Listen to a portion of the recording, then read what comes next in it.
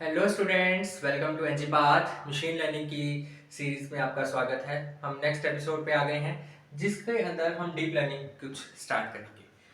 Start करते हैं। अच्छा, एक चीज़ ये कि जैसे मैंने पहले दो वीडियोस में रीइंफोर्समेंट लर्निंग कंप्लीट करवाई है, वैसे ही अब ये आगे वाली दो वीडियोस में मैं डीप लर्निंग कंप्लीट करवाने वाला हूँ। ठीक है, सबसे पहले स्टार्ट करते हैं डीप लर्निंग। डीप लर्निंग के बेसिक्स से स्टार्ट करते हैं।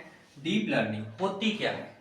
सबसे पहले डीप लर्निंग क्या है, आप इस तरह से कह सकते हो कि मशीन लर्निंग का एडवांस वर्जन क्या है हमारी डीप लर्निंग।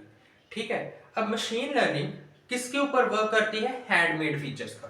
ठीक है, सबसे पहले तो क्या है ये? एडवांस वर्जन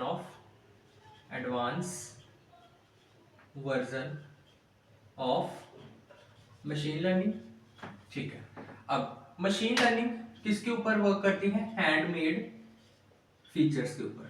फीचर्स क्या है? हमारे इनपुट, जो हमारे हैंडमेड फीचर्स हैं।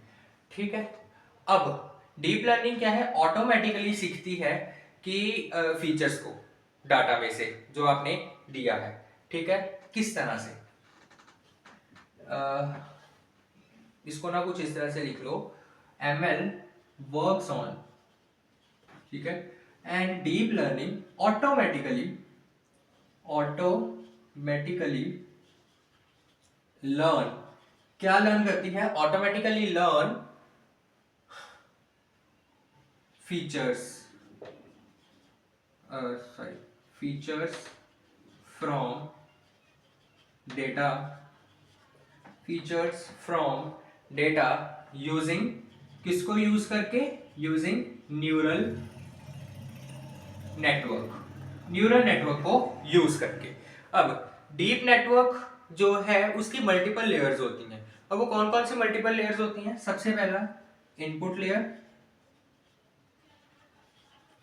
then hidden layer 1, then hidden layer 2, then up to so on some layers होती हैं, और लास्ट में हमारी आउटपुट लेयर। क्लियर? इतनी बात क्लियर? नाउ जितनी ज्यादा लेयर्स होंगी उतना ही मॉडल जो है हमारा वो डीप होगा। ठीक है, उतनी ही लर्निंग पावर उसकी ज्यादा होगी। So write it like this कि more layers equals to deeper equals to more learning power, more learning power। Clear? अब डीप लर्निंग क्यों जरूरी है? मशीन लर्निंग तो हमने पढ़ ली, अब डीप लर्निंग आई क्यों? बेसिकली जब लार्ज अमाउंट ऑफ डाटा आ जाता है, ठीक है, बहुत डाटा जो है वो बहुत ज्यादा हो जाता है, तो उसके ऊपर मशीन लर्निंग वर्क करना बंद कर जाती है। उसके लिए हम डीप लर्निंग यूज करते हैं। फर्स्ट पता लग गया क्यों यूज करते हैं? Works best when data is large. ठीक है, सेकंड, बहुत कुछ कॉम्प्लेक्स टास्क होते हैं जो हमारी मशीन लर्निंग कई बार नहीं कर पाती, उसको इजीली कर पाती है हमारी डीप लर्निंग। जैसे कि face recognition, speech recognition, language translation, self driving cars, ठीक है, मेडिकल इमेजिंग, वो सब चीजें किसके अंदर आती हैं? हमारी डीप लर्निंग के अंदर। पता चल गया क्यों? अब इसके अंदर ना हम कुछ की टर्मिनोलॉजीज के बारे में बात करेंगे आगे जाकर। वो की टर्मिनोलॉजीज देख लीजिए कि वो की टर्मिनोलॉजीज कौन कौन सी है। मैं यहां पर लिख रहा हूं साइड पर। First is neuron. अब न्यूरॉन क्या है? न्यूरॉन क्या है? एक बेसिक यूनिट है। इसको आप इस तरह से लिख लो, बेसिक यूनिट। आपको अगर पता हो तो हमारा जो ह्यूमन ब्रेन है वो मल्टीपल लेयर्स ऑफ न्यूरॉन्स से बना है। बेसिक यूनिट है न्यूरॉन। ठीक है, उसके बाद एक टर्मिनोलॉजी आती है वेट्स। वेट्स क्या है कि किसी भी चीज का अगर हम कह रहे हैं वेट, तो उसके मतलब है कि हम उसकी बात कर रहे हैं कि उसकी इंपॉर्टेंस कितनी है। ठीक है, उसकी इंपॉर्टेंस। फिर आता है एक वर्ड एक्टिवेशन। एक्टिवेशन मींस कि डिसीजन पावर कितनी है उसकी। ठीक है, activation is decision power. Next is loss. Loss का तो आपको पता ही है कि क्या लॉस हुआ है, तो अगर कहा जाए तो एरर क्या है। ठीक है, मोर प्रिसाइजली एक आता है हमारा बैक प्रोपगेशन।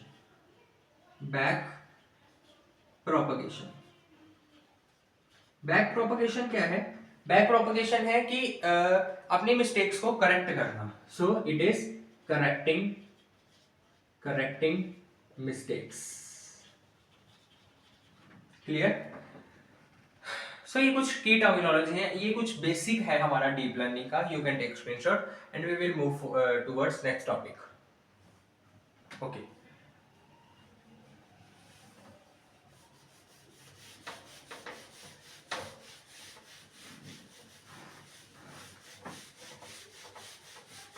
नेक्स्ट हमारा एक टॉपिक आता है जिसका नाम है ऑटो एनकोडर्स। जिसका नाम क्या है? Auto encoder. Auto encoder. अब ऑटो एनकोडर क्या होता है? अगर मैं सिंपली कहूं तो ऑटो एनकोडर एक तरह का स्पेशल न्यूरल नेटवर्क है, क्योंकि डीप लर्निंग में हम बात तो न्यूरल नेटवर्क की कर रहे हैं, है ना। सो न्यूरल नेटवर्क एक स्पेशल तरह का है। ऑटो एनकोडर किस तरह से स्पेशल है कि वो डाटा को कंप्रेस कर देता है और उसको रिकंस्ट्रक्ट करता है। ठीक है, so auto encoder is special neural network, NN means neural network, that compress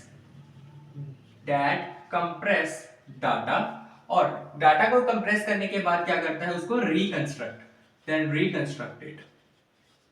simple, समझ आ गया ऑटो एनकोडर्स क्या होता है? इसका स्ट्रक्चर किस तरह से होता है? स्ट्रक्चर भी देख लीजिए। सबसे पहले इनपुट के बाद एनकोडर, एक इसके अंदर आता है एनकोडर, देन बॉटलनेक,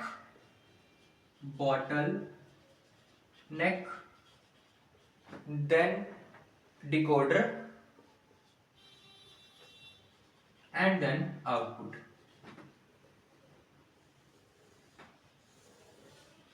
ठीक है, ये कुछ हमारा इसका स्ट्रक्चर रहता है ऑटो एनकोडर्स का। अब ऑटो एनकोडर्स को हम यूज क्यों करते हैं? क्यों हमने कंप्रेस करना है डाटा को? क्यों हमने रिकंस्ट्रक्ट करना है? सबसे पहले तो जो हमारी डायमेंशंस होती हैं डाटा की, जो डायमेंशनैलिटी होती है कि इतनी इसकी रोज हैं, इतने कॉलम्स हैं, या फिर इतना इसका लेंथ ब्रेथ जो भी है, डायमेंशन जो भी है, उन डायमेंशंस को कम करने के लिए सबसे पहला पॉइंट डायमेंशनैलिटी रिडक्शन। ठीक है। सेकंड, अगर हमारे डाटा के अंदर कोई भी नॉइस है, कोई भी मिस्टेक है, उसको कौन ठीक करेगा? हमारा ऑटो एनकोडर। सेकंड पॉइंट लिखिए इसका फीचर, नॉइस रिमूवल, इसलिए भी इंपॉर्टेंट है। थर्ड, इमेज जो है वो बहुत लार्ज साइज में होती है, अब उसको उठाना बहुत मुश्किल है, तो अगर कंप्रेस कर दें तो इजी होगा, तो इमेज कंप्रेशन हमारा third point. Fourth point, feature extraction, कि जो डाटा है उसके अंदर फीचर भी तो आइडेंटिफाई करनी, कौन कौन से फीचर होंगे उसके अंदर, फीचर एक्सट्रैक्शन। क्लियर? सो हमने देखा कि क्यों ऑटो एनकोडर जरूरी है। हमने कुछ 4 पॉइंट्स देखे। सबसे पहला डायमेंशनैलिटी रिडक्शन। ठीक है, dimensionality reduction. Second one is noise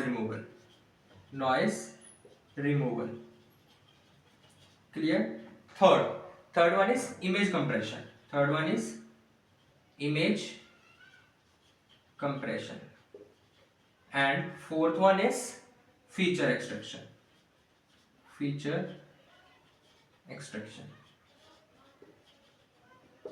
clear हो गई थी बात?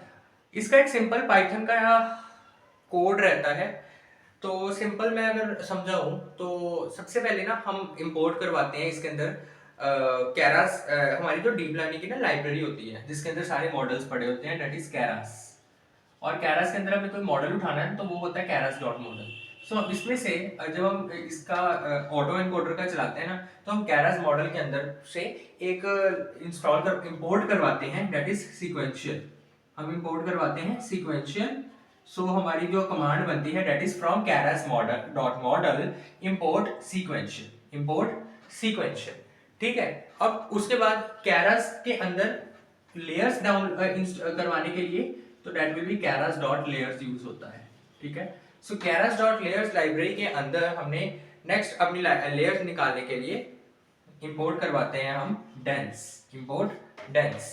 ठीक है, उसके बाद हम उसको बताते हैं कि हमारा मॉडल सीक्वेंशियल है। ठीक है, फिर उसके बाद हर एक की डेंसिटी देते हैं with their activation and input shape, और लास्ट में हम उसको कंपाइल कर देते हैं। सिंपल सा कोड रहता है, मैं आपको पोस्ट सेक्शन में ये भी दे दूंगा, ठीक है।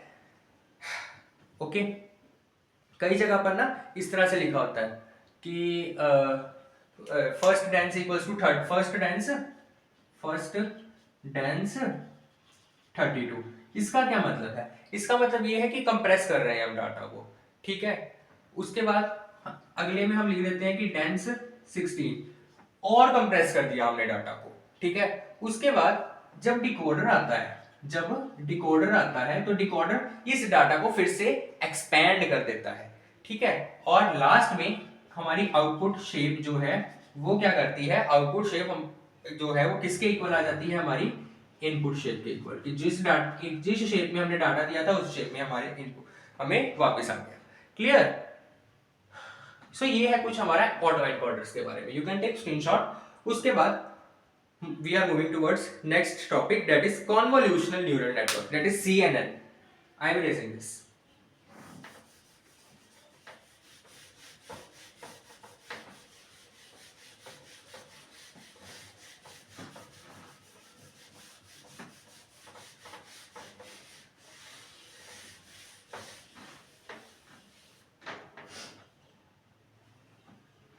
बड़ा इंपॉर्टेंट टॉपिक है, that is CNN, convolutional neural network, that is CNN। अब कॉन्वोल्यूशन न्यूरल नेटवर्क क्या है? सबसे पहले कि CNN यूज किसके लिए किया जाता है, इतना तो पता है कि किसके अंदर यूज होता है, डीप लर्निंग के अंदर, लेकिन किसके लिए यूज किया जाता है? सो it is use for images के लिए यूज किया जाता है हमारा CNN, ठीक है। तो it uses filters to detect, क्या डिटेक्ट करने के लिए? So it uses filters, ठीक है, फिल्टर्स टू डिटेक्ट। अब एक क्या डिटेक्ट करेंगे इमेज में से? सबसे पहले उसके एजेस, क्या एजेस हैं उसके, ठीक है। और क्या डिटेक्ट करेंगे? उसका टेक्सचर क्या है, ठीक है। और क्या डिटेक्ट करेंगे? उसकी शेप्स, ठीक है, ओके। एंड लास्ट फेसेस, ठीक है। सो फिल्टर्स यूज किए जाते हैं ये सब चीजें डिटेक्ट करने के लिए। CNN का स्ट्रक्चर किस तरह से होता है वो भी देख लीजिए। एक मिनट। CNN का स्ट्रक्चर रहता है कुछ इस तरह से। सबसे पहले आती है इमेज, देन कॉन्वोल्यूशन के बाद नेक्स्ट आता है हमारे पास ReLU,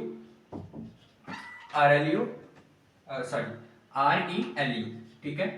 नेक्स्ट इसके बाद हमारे पास आता है हमारा पूलिंग। नेक्स्ट इसके बाद आता है हमारा फुल्ली कनेक्टेड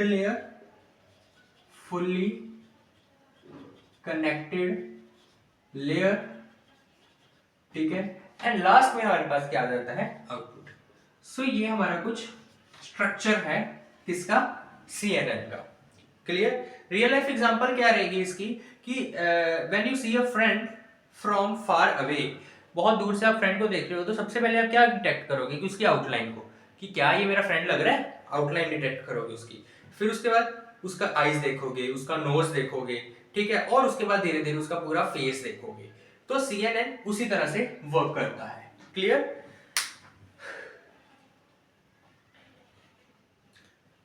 सो CNN का ना एक हाँ इतना है, ठीक है। इसके अंदर अगर आपको आइडेंटिफाई करने के लिए आ जाता है कोड, तो कोड के अंदर आपको ना एक चीज आती है, दैट इज कॉन्व, एक वर्ड आता है कॉन्व 2D। कॉन्व 2D क्या है? बेसिकली डिटेक्ट करता है फीचर्स को डिटेक्ट करता है कॉन्व 2D। एक आता है मैक्स पूलिंग, एक फंक्शन आता है मैक्स पूलिंग, ठीक है। मैक्स पूलिंग क्या करता है? साइज को रिड्यूस करने में हेल्प करता है। So it reduce size. Clear? उसके बाद नेक्स्ट आता है फ्लैटन। फ्लैटन। फ्लैटन क्या करता है, convert to vector, convert to vector. और लास्ट में क्या आता है हमारा, डेंस। डेंस क्या है हमारा, नाम से क्लियर है, क्लासिफिकेशन के लिए। ठीक है, सो ये कुछ हमारा CNN है, यहाँ पे लिख लीजिए CNN और डेंस क्लासिफिकेशन। क्लियर हो गई इतनी बात, you can take screenshot from here. इसके बाद हम नेक्स्ट टॉपिक करेंगे, दैट इज CNN के जिस जैसे ही एक आता है हमारा RNN। मैं यहीं पे थोड़ा सा उसको स्टार्ट कर देता हूं, दैट इज RNN की फुल फॉर्म क्या है, recurrent neural network, that is RNN। अब जिस तरह से ये इमेजेस के लिए यूज होता है, वैसे ही एक सीक्वेंस डाटा के लिए कौन यूज होता है, हमारा RNN। किसके लिए यूज होता है ये, सीक्वेंस डाटा के लिए। क्लियर। अब सीक्वेंस डाटा में कौन कौन सी चीजें ये डिटेक्ट करेगा, टेक्स्ट। क्या सिर्फ टेक्स्ट करेगा, नो, स्पीच। बोल के भी तो कई बार आप करते हो कि हाँ कोई सर्च करनी है कोई चीज बोल के, वो भी ये डिटेक्ट करेगा। ठीक है, उसके बाद टाइम सीरीज, ठीक है, जो टाइम है। उसके बाद stock market prediction, stock rate prediction, ठीक है, वो भी कौन करता है, RNN करता है। ठीक है, वेदर फॉरकास्टिंग, ठीक है, ये एप्लीकेशन है। सो इन चीजों को ये डिटेक्ट करता है। अब सिंपल RNN के साथ एक प्रॉब्लम हमें आती है। वो प्रॉब्लम क्या है कि जो RNN है ना, वो पुरानी इंफॉर्मेशन को भूल जाता है। ठीक है, और क्योंकि इसके अंदर एक वैनिशिंग ग्रेडियंट प्रॉब्लम आती है। ठीक है, RNN की एक मेजर प्रॉब्लम है that it forgets older information. ठीक है, जिसको हम एक टर्मिनोलॉजी से बुलाते हैं, दैट इज, कहां पे लिखूं, मैंने यहां पर लिखा इसकी प्रॉब्लम। उस प्रॉब्लम को हम क्या कहते हैं, वैनिशिंग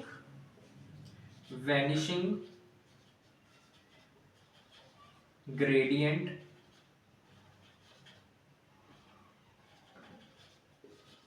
प्रॉब्लम। अब वैनिशिंग ग्रेडियंट प्रॉब्लम का क्या मतलब है कि ये पुरानी इंफॉर्मेशन को भुला देता है। सो इसको सॉल्व भी तो करना है, तो इसको सॉल्व करने के लिए इसका जो सॉल्यूशन है, इस प्रॉब्लम का जो सॉल्यूशन है, दैट इज LSTM। क्या होता है समझते हैं, you can take screenshot from here. Next हम करते हैं आगे। LSTM का बड़ा सिंपल सी फुल फॉर्म है, लॉन्ग शॉर्ट टर्म मेमोरी। ठीक है, सिंपल सी है, long short term memory. I am erasing this, okay, I hope you will already take your screenshot.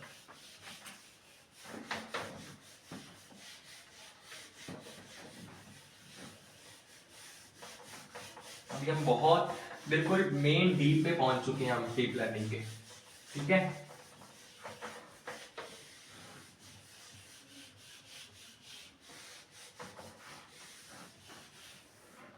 Okay. Solution क्या था हमारा, LSTM। किसका सॉल्यूशन, वैनिशिंग ग्रेडियंट प्रॉब्लम का solution. LSTM full form is long short term memory, long short term memory. ठीक है, LSTM। अब LSTM है क्या, सबसे पहले तो ये समझते हैं। एक स्पेशल RNN है, जैसे न्यूरल नेटवर्क स्पेशल था, वैसे ही LSTM क्या है, एक स्पेशल RNN यानी रिकरेंट न्यूरल नेटवर्क है, जो कि क्या करता है, लॉन्ग टर्म इंफॉर्मेशन को लर्न करके रखता है। तो उसी प्रॉब्लम को सॉल्व करना है, तो उस प्रॉब्लम को सॉल्व करने के लिए एक स्पेशल RNN है जो लॉन्ग टर्म इंफॉर्मेशन को स्टोर करके रखता है। क्लियर। अभी किस किस चीजों के लिए अच्छा है, तो सबसे पहले तो सेंटिमेंट एनालिसिस, क्या मूड है आपका, ठीक है। उसके बाद ट्रांसलेशन के लिए, ठीक है, स्पीच के लिए और स्टॉक प्रेडिक्शन के लिए, इन सब चीजों के लिए LSTM इज वेरी बेस्ट। ठीक है, LSTM के लिए भी एक कोड आता है, सो हम कोड लिखते हैं इसका फ्रॉम मॉडल। अच्छा, मॉडल कहाँ से लेते हैं? कैरास डॉट मॉडल से। लिखिए फिर from Keras dot model, Keras dot model import sequential को इंपोर्ट करवा लिया। ठीक है, अब लेयर्स को इंपोर्ट करवाने के लिए from Keras dot layers import, इसमें क्या इंपोर्ट करवाएंगे? LSTM और साथ में एक और चीज डेंस। ठीक है, मॉडल हमने इसमें बता दिया कि मॉडल तू लगा सीक्वेंशियल। ठीक है, मॉडल तू लगवा सीक्वेंशियल। क्यों?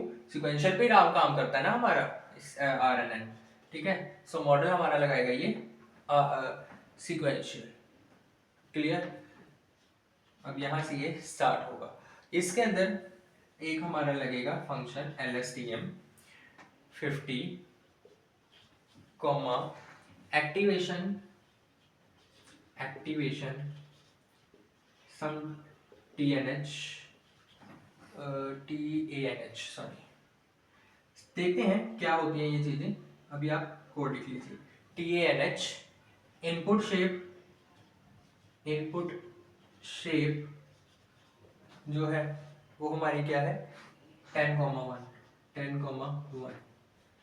ठीक है, और इसी के साथ ये वाली ब्रैकेट भी क्लोज, कॉमा डेंस 1। ठीक है, एक लेयर डेंस होगा एंड यहाँ पर आपका ये कंप्लीट हो जाएगा। एंड नीचे हमने इसको कंपाइल की कमांड देनी है, that is model dot compile. Model dot compile के अंदर आएगा ऑप्टिमाइजर आपका, ऑप्टिमाइजर जो कि क्या है हमारा? एडम कॉमा लॉस हमारा आएगा MSE। सो ये कुछ हमारा कोड है।